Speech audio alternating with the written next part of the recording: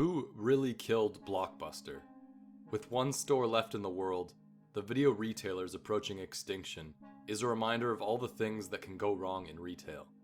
Written by Ben Unglesbee, published on retaildive.com on October 7th, 2019. The last Blockbuster on Earth was supposed to close this year. Its owner, Ken Tischer, once had 5 stores in his franchise. Store by store, he closed each one as the recession and then the confluence of market shifts that killed off other video stores caught up with his. Before 2019 came, he thought it would likely be the year he would close the only one still standing, in Bend, Oregon. But in summer 2018, another franchise owner closed the last of his stores in Alaska, making the Bend store the last Blockbuster in the US. This year it became the last in the world. The store's very precariousness has led to a sales surge. People from around the world want to visit the planet's last Blockbuster before it's gone. That makes Tischer sort of like a zookeeper caring for the last animal of its species. Quote, "And who knows how long people will be interested in coming to look at that animal," Tischer told me. "I'm just enjoying the run," end quote. For me, the chain's extinction is personal and, probably for that reason, surreal. I worked as a Blockbuster clerk at a handful of stores in the Midwest, on and off, for about 5 formative years in my teens and early 20s. 40 hours a week of my life were spent under the blue and gold banner, with the faces of Denzel Washington, Julia Roberts, and other stars suspended on the walls, smiling or grimacing over the mundanities of life at the store. It's hard to square Blockbuster's near total disappearance with the busyness of my nights there. People came by the hundreds to ask me and my fellow video store clerks what to watch that night. They came, they circled the shelves, they lingered to chat, they bought ice cream sandwiches, they argued about their late fees. The speed of Blockbuster's decline was matched, if not surpassed, by that of its ascent. Quote, "I'm not aware of any industry that literally started from nothing and within 10 years was just a way of life for most Americans," said Alan Payne, the former franchisee who owned that second to last US Blockbuster in Alaska. And then in another 10 years, it was gone. The life cycle of an entire industry was about 25 years, added Payne, who is working on a book about Blockbuster. And the conventional wisdom is that, well, it just happened because technology killed it. Well, that's part of it, but it's not the whole story. End quote. What killed Blockbuster? The story of the retailer's destruction has been told before. Accounts differ in every version, except in the simplest and probably most common telling. Netflix and tech innovation put the obsolete business out to pasture. As a retail reporter today, that version always sounded too easy. It's like saying Amazon killed Toys R Us. It's not that Amazon didn't play a leading role, but that version ignores the roles that Walmart, Target, debt, managerial neglect, supplier relationships, changing consumer priorities, and dumb luck played in the toy retailer's demise.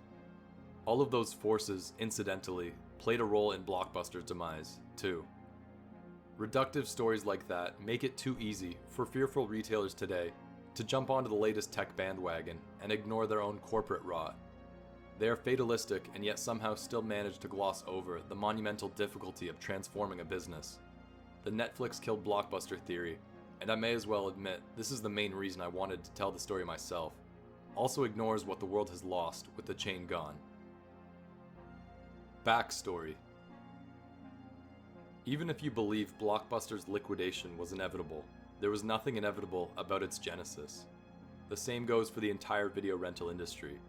A hodgepodge of entrepreneurs, many of them with zero retail experience, created it basically from scratch. As Josh Greenberg recounts in his book, From Betamax to Blockbuster, Sony initially marketed home video technology around the recording features, billing its Betamax players as time-shifting devices to watch favorite TV shows at one's own convenience. Movie studios, meanwhile, saw video players as a potential threat to their intellectual property and revenue, with Universal going so far as trying to get the Supreme Court to block sales of the machines. For years, hobbyists traded meticulously recorded tapes from television, in the mold of Grateful Dead fans trading concert bootlegs. And then in 1977, as Greenberg recounts in his book, electronics distributor Andre Blais worked out a deal with 20th Century Fox to sell pre-recorded tapes selected from the studio's movie archives. Fits and starts eventually became a fledgling industry. Early video retailers were previously disc jockeys, accountants, housewives, plumbers, bankers. They opened stores with whatever capital they could scrape together from friends and family. Many of them did have one thing in common, Greenberg writes. Quote, "They loved the idea of owning and working in a store full of movies." End quote. The new, movie-loving retailers even added many decorative trappings of movie theaters, like marquee lighting and letterboards, that tied their stores to the world of film. One owner even installed a fan to blow the smell of popcorn onto the street to lure customers. Rental would become the dominant model, largely because the movie studios set sale prices at forbidding heights. To customers, the stores were a welcome novelty. Quote, "I remember being in elementary school when the first video store in my neighborhood opened up, and it was a treat to go to," end quote, Greenberg told me in an interview, explaining his interest in the subject. Others made a run at video rental, too, including grocers, which saw a convenience play, movie theaters, which saw an entertainment play, and even U-Haul, which saw a rental play, which lasted only a couple months. By and large, though, the industry was run by mom and pops in the early days. Act 1. Blockbuster Enters. David Cook, who started out in the oil industry and had expertise in data systems, opened the first Blockbuster in 1985 after joining and then departing another video franchise that wouldn't let him use a blue and yellow decorative scheme designed by his wife for his store. Around 2 years later, Wayne Huizenga, who co-founded a waste management company, joined as investor and director, and was elected CEO. Cook later sold his share of the company. Unlike many of the early store owners, Huizenga didn't watch that many movies. But he saw an opportunity, and his entry into the video store business changed it forever. The investor took the same approach Ray Kroc took to build McDonald's into an American way of life and corporate empire. He even brought in a McDonald's veteran as a marketing exec. Quote, "The Blockbuster strategy was simple. Pump as much money as possible into buying local and regional chains while keeping centralized control over the look and feel of individual stores," end quote, Greenberg writes. The company got so efficient at opening new stores, he notes, that it could pack everything needed to open a store into a tractor trailer, in the order it would be needed. By 1993, less than a decade after the first Blockbuster's appearance, the company had nearly 3,600 stores under its name, about 1/4 of them owned by franchisees. A lot of that growth had to do with the simple fact that the company had capital to play around with. But the company also built up a brand with excitement around it, and did a lot right. Quote, "They were simply the best at executing stores. At the time they were around, they were the most visibly vibrant chain in America," says retail analyst Nick Agalian, president of retail development firm Siteworks. "When you went to a market, the colors of the store, the glass, the lighting on the inside that projected the store out, all of it, this made that store a centerpiece, regardless of where it was," end quote. He also notes that Blockbuster had its stores in the choicest locations of just about every market they operated in. The reason for that was simple. Landlords wanted the stores in their strips. Quote, "It was incredibly easy for us to negotiate prime real estate on the pad at the entry point to a center, because we brought traffic to the center," end quote, said Jim Porterfield, who started working at a Blockbuster as a clerk in college and eventually ran one of the company's largest franchises. He pointed to the fact that Blockbuster's rental model drove 2 trips to the store for every transaction, once to pick up, once to return. Quote, "Blockbuster at its peak was a traffic driver to the center," end quote. Working in such a fast-growing company was exhilarating for those who were there. Tim Hicks, a former vice president for Blockbuster Corporate, who oversaw at different times franchising and human resources, says the company mixed an aggressive approach to business with talent development. During the 1990s, the company divided the US into zones, each with its own vice president as well as real estate, construction, and marketing teams. Quote, "You were basically running a company within a company," Hicks said. "You were told, 'I need 125 locations this year,' and you either said yes to that or you said no, which you better not say no, but if you did, whatever number you settled on, then you needed to deliver, period," end quote. To make these goals, Hicks says, zone operators had the benefit of capital, welcoming landlords, and an iconic brand developed by the company's marketing team, led by Tom Gruber, the former McDonald's exec. Quote, "In today's words, it would be something that you were part of that was special, disruptive, and different," Hicks said. When you're on a winning team, it's fun. It's like, man, they let me do stuff that I've never been able to do. People loved it." End quote. None of that growth was inevitable. Early video retailers weren't even sure if their industry was legal. Legislators or the Supreme Court could have killed the industry with a few scratches of the pen, but they didn't. Video rental was also helped along immensely by the pricing of videotapes, which could run up to $100. That pricing scheme was set up so studios could reap profit from rental indirectly, but the system also created an economic buffer around video rental.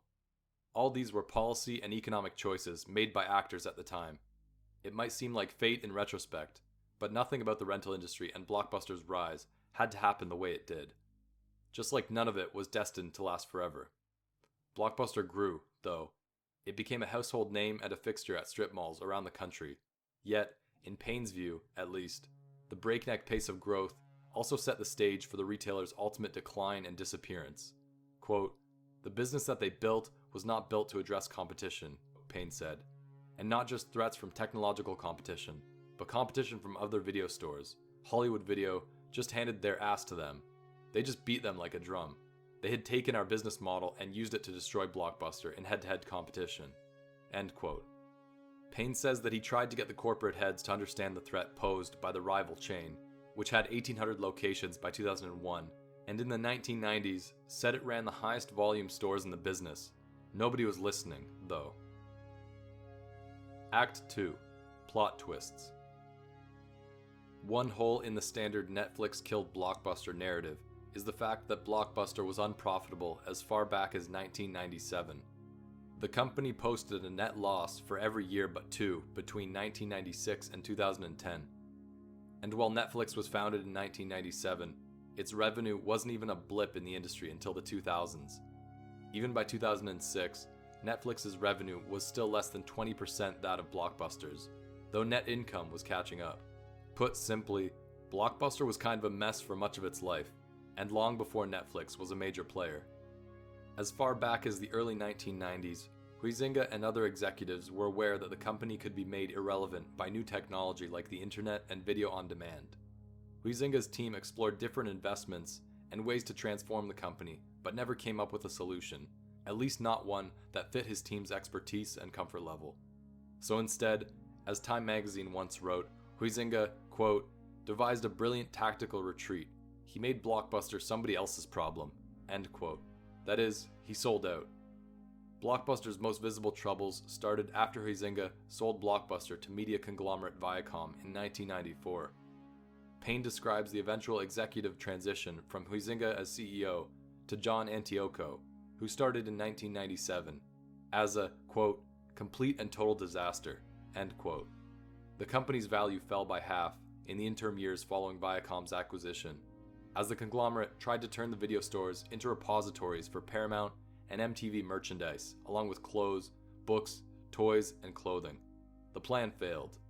Antioco, a veteran of Taco Bell and 7-Eleven, quickly refocused the chain around movie rentals. When he joined, Blockbuster's market share stood at 25%, which he thought could be pushed yet higher, the former CEO wrote in the Harvard Business Review about 8 years ago. Antioco did not respond to a request for an interview made by email and postal letter to Brix Holdings, where he is majority shareholder and managing partner. Antioco also focused on hashing out revenue share deals with the movie studios in an effort to get more copies of hot movies on shelves and reduce costs. And then came a big disruption to Blockbuster's business. It wasn't the internet, it wasn't streaming, it wasn't cable. Beyond a surface level, it had nothing to do with technology. When movie studios turned to the DVD format, they departed from their years-long strategy, opting to offer new movies at prices anybody could afford. Walmart, Best Buy, and other box retailers quickly became among Blockbuster's biggest competitors, as they could price movies at or even below wholesale costs, using them as loss leaders to drive traffic. Oh, and those DVDs were also lighter and cheaper to send through mail, giving rise to Netflix's initial mail service business, and allowing for a more practical kiosk rental model, i.e. Redbox. Quote, the economics of the business completely changed, Payne said. Studios were, quote, mining their back catalog and selling millions of these things to Walmart and Target and everybody for like $3 or $4, and they would retail them for $5. Well, customers would go on a Blockbuster to rent it, and they'd want to rent it to them for $4.50. It made no sense at all, he added. Blockbuster executives, in his view, were in complete denial over what they were doing, but I think they were just literally killing the business before its time. End quote. Jeff Graves, who ran operations for the Blockbuster franchise I worked for, said 2005 is the year everything changed, both for the franchise and the entire Blockbuster enterprise. On paper, that is the year Blockbuster's top-line sales and store count started to decline after nearly doubling under Antioco. Quote, "We were just hit from everywhere," Graves told me. It was Redbox, it was Netflix, it was pay-per-view, DirecTV. Boy, it just came from all sides. End quote. The company tried to fight back. It dropped late fees, launched an online-based DVD by mail business that also allowed customers to return videos to stores and pick up more for free. It launched a failed bid to take over Hollywood Video, which neither the rivals board nor federal antitrust enforcers wanted to happen. Antioco's initiatives boosted growth but also represented massive investments, and they came at a time when Blockbuster's losses topped $1 billion. The company by then also had nearly $1 billion in debt on its books, courtesy of a massive dividend it paid to Viacom investors as it separated from its former parent in 2004. As though these competitive and financial challenges weren't enough, a nasty boardroom brawl broke out as a famed activist investor Carl Icahn bought a stake in 2004. As Antioco told the story in HBR, Icahn started publicly saying Blockbuster was burning too much money on its online business, paying Antioco too much, and that the retailer should have kept late fees. Icahn, who did not reply to an interview request through the holding company he chairs, offered his own take in a response that ran with Antioco's HBR piece. In it, he said he, quote, wasn't impressed by Antioco's work ethic, and called Blockbuster the worst investment I ever made, end quote. There followed a bruising proxy battle, a dinner between Icahn and Antioco, tense boardroom meetings, and a fight over Antioco's compensation that ultimately sent the CEO packing. Act 3. Spoilers. I like to joke that my old job at Blockbuster was taken over by a vending machine. As a video store clerk, I took Redbox as a personal insult, if only because it had a face of sorts, a physical presence, and did, in robotic fashion, what I did at my job. But it had no wall of employee favorite movies. It didn't make scintillating conversation. It had no soul. Netflix, on the other hand, lurked like some dark spirit in the sharper interactions we had with customers. Still a mail service then, Netflix was often what customers threw in our faces when angry about late fees. Even as far back as 2001 or 2002, I can recall customers invoking Netflix, which Blockbuster famously had an opportunity to buy, as a curse that would put us out of business. The aura of the Netflix curse is simple to explain. With its membership model, the mail order service didn't charge late fees. As a former Blockbuster employee, I can tell you quite plainly, people hated late fees. Hated them. Grim, palpable hate that was often directed at store clerks. Whether startup mythology or plain fact, it makes perfect sense that Netflix co-founder Reed Hastings would tie the birth of Netflix to a $40 late fee he owed at his local video store. The Netflix revenge fantasy against Blockbuster was shared by many beyond Hastings. Antioco's timing may have come 10 years too late, and he botched the execution, but his idea to kill late fees at Blockbuster was wise enough on its face. Netflix has since become a case study for commercial disruption, and not just in the press and popular imagination. One of the academics responsible for the theory of disruptive innovation has pointed to Netflix and Blockbuster as a chief example. But in 2009, the year before Blockbuster filed for bankruptcy, buy mail rental, still Netflix's main business then, accounted for a little over $2 billion of the $43.1 billion industry Blockbuster operated in. Vending, i.e. Redbox and its cousins, was worth $917 million. Netflix may have landed a death blow in Blockbuster's final year or two, but the retailer had long been kicked around by a fragmenting market and financial woes. All that said, Netflix undeniably became a significant threat, very possibly Blockbuster's largest in the final years. Aside from excising a feature of Blockbuster's business model that customers literally hated, late fees, Netflix capitalized on, maybe even created, a tectonic shift in customer behavior and preferences. Executives in Antiocho's time may well have underestimated the threat. After all, when Hastings and other executives from Netflix proposed in 2000 that they run Blockbuster's online business, executives from the video store reportedly laughed at Hastings' team. Porterfield said it was easy, given the simplicity and counterintuitiveness of Netflix's model at the time, to scoff it off. Quote, "So you're telling me that a through-the-mail system, the US Postal Service, is going to eclipse my business? That's really hard to stomach," Porterfield said, describing how many in the company thought about it. And yet, Netflix understood that the consumer didn't have time to make multiple trips to the video store, and truthfully, the relevance of whether I, as a customer, got a movie the day it came out or didn't get it the day it came out wasn't as strong as it might have been before. End quote.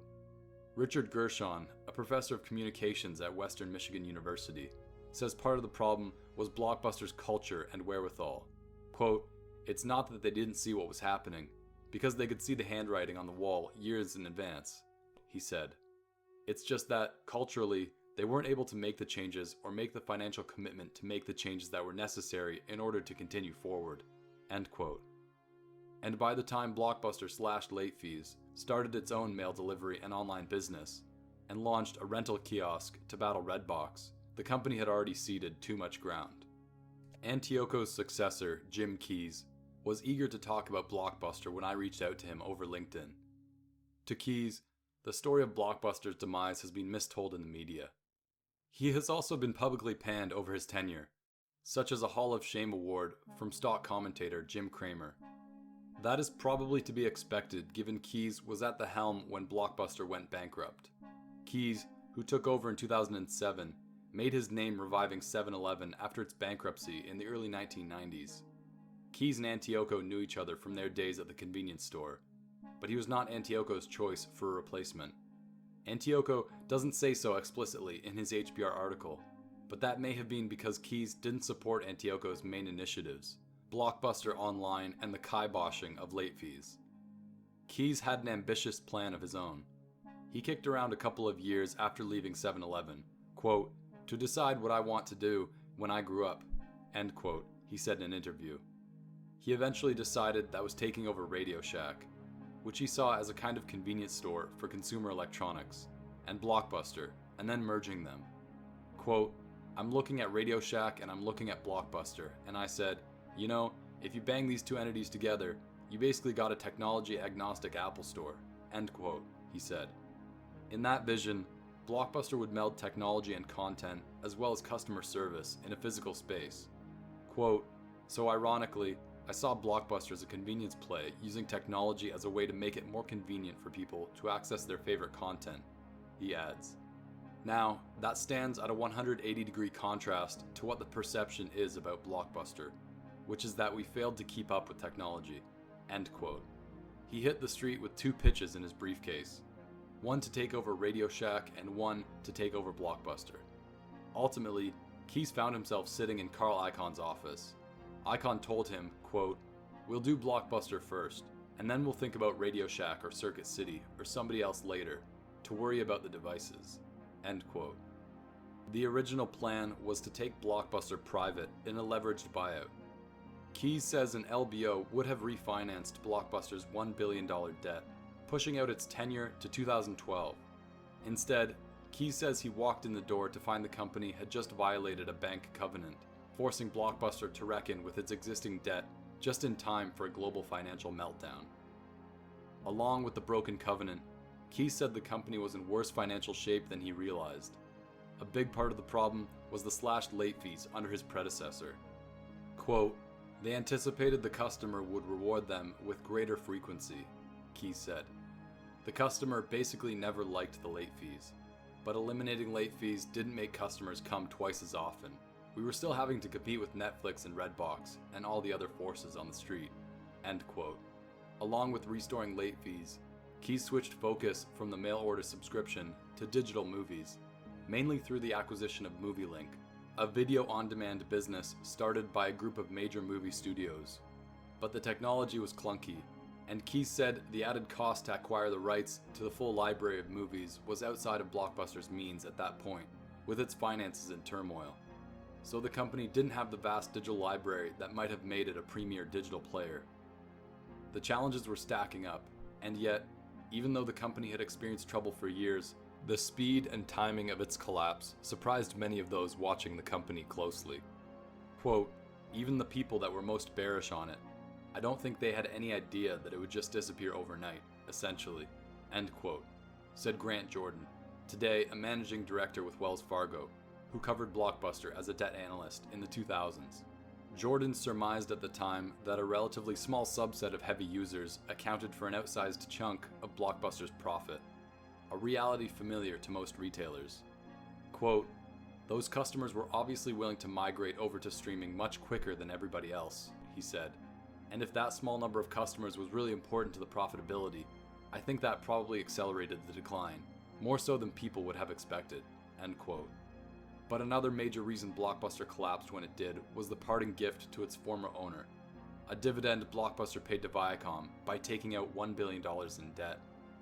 Quote, "If the company didn't have any debt, it probably would have survived a lot longer," Jordan said, noting that the debt really left Blockbuster hampered, end quote.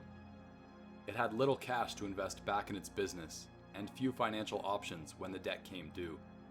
Keyes also thinks that the company would still be around today, albeit in a very different form, had it been able to refinance the debt load through an LBO or a better time to deal with lenders.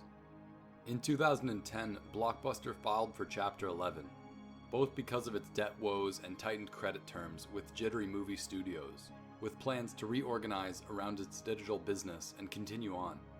But it didn't work out that way.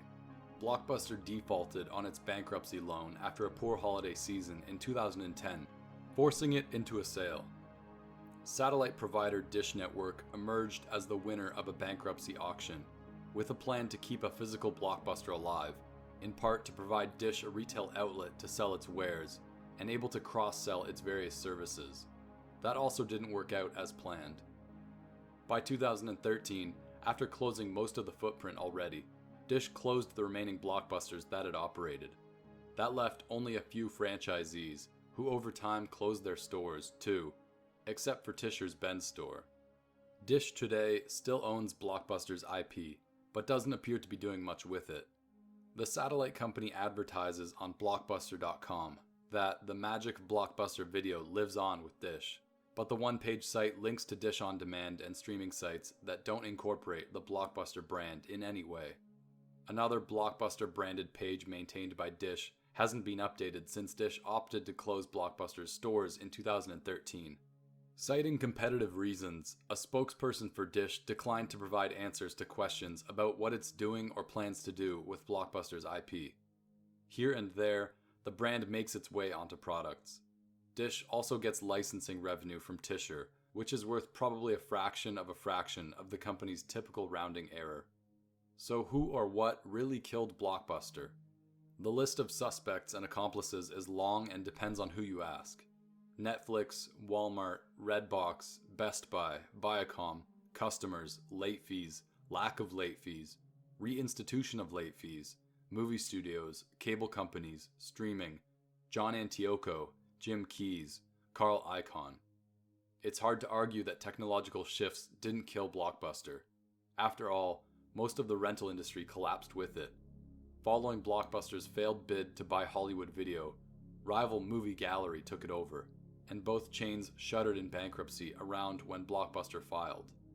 And today we live in a world of streaming movies, not physical rental videos. But nothing was preordained about the streaming era either. Just as with video rental, it resulted from numerous business and policy decisions. Here's another way to think about Blockbuster's fate. Had it managed to survive, what would it be today? I asked just about everybody I talked to for this story to imagine an alternate universe where Blockbuster had survived. Very few saw much, if any, retail as part of that alternate history. And that includes franchisees, whose businesses were purely retail. Most thought Blockbuster would likely be a Netflix-like content and technology provider, with maybe some token stores here and there. Keyes had a vision for the company as a content hub online, and a physical tech hub via an acquisition of Circuit City, which has since liquidated, that would sell devices pre-uploaded with Blockbuster's app to watch content through. Quote, "There is no aggregator of digital content today," Keyes said, noting that streaming sites like Netflix and other multiplying streaming sites don't have comprehensive content offerings. Blockbuster was in a better position than anybody else, end quote. One person who does see a role for an alternate history Blockbuster with a brick-and-mortar footprint is Ernie Smith, editor of the digital newsletter Tedium, which explores all kinds of ephemera from the annals of technology and retail history. In one of his newsletters, Smith posited that Blockbuster could have relied on its brick-and-mortar footprint to be a kind of small-space neighborhood movie theater. Quote, "I've always wondered why we haven't had a lot of physical spaces built around movies that aren't like traditional movie theater setups," Smith told me. To me, Blockbuster, while they had the potential to move into a digital setting to, really shine, I think part of what makes them interesting is that they had this massive retail footprint. End quote. As with many retailers struggling to reach an audience amid a broad shift toward digital, quote, "You almost want to go against the stream a little bit and offer something you can't get in a purely digital form," end quote, he added. But plenty of observers think that Blockbuster's fate was unavoidable. It built a high-cost physical retail business during a time when that was the most efficient way to deliver content. When that set of circumstances changed, when content was more efficiently delivered digitally, Blockbuster's model became obsolete. Quote, "I suppose there was a way they could have become a broad-based entertainment company, selling entertainment products, maybe a cafe," Eaglanian said, "but it would require the complete reinvention of their model. It's pretty hard for retailers to do that while they're managing a declining business," end quote. And then there's Payne, who thinks Blockbuster was never built to last. It was built to grow, by Huizinga, who Payne says, quote, "lost interest to some degree when the easy growth was gone. What I found at Blockbuster when I got there in 1993, it was a company that had been so unbelievably successful that they had just not built an organization that could really maximize the business," Payne said. "The way they looked at the business and the systems that they had built to track things were just elementary," end quote. Fadeout. As he wound down the last stores in his franchise, Payne said every closure would draw crowds of more than 100, as customers came to buy movies in the store's inventory they couldn't find anywhere else and revisited memories of shopping at Blockbuster. Quote, "Every store we closed, it was another sob party," he said. "Customers are crying, employees are crying," end quote. Once, a rental car agent whom he was chatting to about a recent closure half-jokingly told him, "You're ripping my childhood away from me." Today, people are coming from around the globe to visit Tischer's store in Bend. They buy Blockbuster-branded t-shirts, pick up souvenir membership cards, and browse for movies at the last Blockbuster on Earth. Shopping at a video store, once a mundane feature of everyday life, is now a retro novelty experience. There seems to be more going on than people viewing the last Blockbuster as a sort of living history museum, such as the hypothetical museum people suggested to Tischer that he turn his store into, or an anachronistic joke. The nostalgia says to me that there is something evocative and emotional in people's memories of renting movies at physical stores, to the extent that they've edited out the late fees from those memories. Blockbuster consolidated, scaled, and corporatized much of the video rental world that started as a cottage industry, an organic experiment run by mom and pops. Yet I don't think that early video store culture entirely disappeared under its banner. Just like the early video store owners, my fellow clerks and I were there because we liked movies. We were geeks. We followed directors and actors. I was particularly obsessed with Michael Mann's movies. We argued with each other and customers about movies. We defended Ang Lee's Hulk movie against the hordes of haters. We judged people based on movie taste. Disliking Fight Club was a troubling character flaw. Many of us harbored secret or not-so-secret fantasies of becoming the next Quentin Tarantino, who famously worked in a video store before becoming a wildly admired filmmaker. Our stores, after the main rush of a Friday or Saturday, often had the feel of a neighborhood bar. We would play music or movies rated above PG through the AV system, which was supposed to play non-stop corporate promos. Customers lingered at the checkout counter longer to talk about movies, which usually turned into conversations about other things. We learned about our customers' jobs, breakups, panic attacks, and pet projects. On our off-duty days, we often showed up at late hours, half drunk with friends or alone, ostensibly to rent a free movie, but usually sticking around for an hour or more to chat up our coworkers, who tended to also be friends, at every store I worked at, and customers. At the end of the day, I think this was the underlying value of Blockbuster and the video rental industry writ large. Although, crucially, I don't know that corporate saw that. All of the company's attempts to save itself were technological or product related, or doomed acquisition attempts. Initiatives flowed out from centralized franchise and corporate authorities. Like a lot of chain retailers, corporate tried to script conversations with customers. If they knew we were playing music at night or heard some of our more freewheeling conversations with customers, our corporate supervisors probably would have had paroxysms. It's weird that a store so elemental to my daily life and that of millions of other customers and employees is simply not around anymore. Gone. Vanished. Missing. And while Silicon Valley magnates and their admirers might trot out those well-worn stagecoach driver and railroad porter analogies, we are missing more than an outdated method of content distribution with Blockbuster gone. Greenberg pointed to public libraries, as well as Alamo Drafthouse, which has performed the strange feat of opening video stores in 2019 as modern movie culture hubs.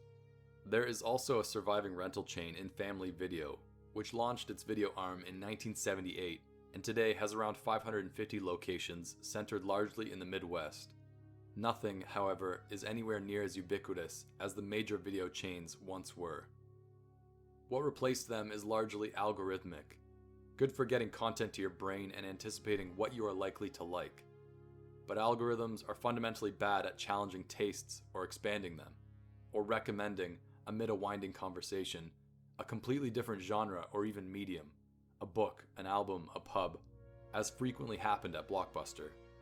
Quote, I think about this as a parent a lot, about how much as a kid I valued these spaces where I could get together and meet other people and have the kind of conversations that happened in video stores, Greenberg told me. There's something really valuable in doing that in a local community, and that's the kind of thing that I feel like we're missing right now. End quote. We are missing a social node, a movie-obsessed hub, a cauldron where frontline workers with latent talent and ambition simmered, being around things and people that lit up their imagination and vice versa. That's why I like Smith's alternate history of Blockbuster as a theater. The idea specifically puts a value on the experience of hanging out with other movie people. It replaces the video store with something social, rather than purely technological. The problem is, social dynamics and genuine human connections are hard to measure and harder, if not impossible, to control. Relationships get passing lip service in the industry, but I have never heard a retail CEO trumpet the value of idle banter between store-level employees and customers in an earnings call. The growing void is not limited to movies. Technology is, more and more, reducing retail friction points, and with it, the work humans used to do. In some cases, the human may be the friction point. Self-checkout, cashierless stores, buy online, pick up in-store. It's getting easier every day to navigate even the physical retail world without talking to a single soul. Coda. At around 5 p.m. on the evening of September 11, 2001, I left the surreal cave of a duplex living room, where my roommate's TV had played non-stop footage of unreal destruction since the morning, and went to where I spent the majority of my evenings at the time, Blockbuster. I went to work at the video store thinking no customers would be there. Everyone, I assumed, would be rooted in their living rooms, eyes plastered to the news, waiting for the next bit of information to come through, for someone to satisfyingly explain what just happened, and when war would start, and with whom. I was wrong. The store was nearly as busy as a weekend night, and weekend nights at the store I worked in then, tucked into a corridor of fast food restaurants and gas stations near a major highway interchange in Columbia, Missouri, were crazily, impossibly busy. At least one customer that night, a middle-aged man with a sad smile, said he came to the store to get away from the news, to take a break. A lot of people, though, didn't even mention the events of the day. I wondered if they came to the store because, well, that's what they did. It was just another night, and watching videos was what they did with their nights. I remember being irritated, even angry, by the foot traffic in the store. Go home, I thought. Go home and watch the news. That's what I wanted to be doing before work compelled me out of the house, away from my own obsessive news watching. By mid-shift, that feeling was gone. I was glad to be pulled away, to be around people, to be at the store. I had assumed everyone was there for the movie they would go sit in front of later. But I have to think, given my own relief, that a lot of them came for more than the videos. They also wanted to be around people on that day, in a friendly place. They wanted to be out, in the world. And at that time, the world very much included Blockbuster.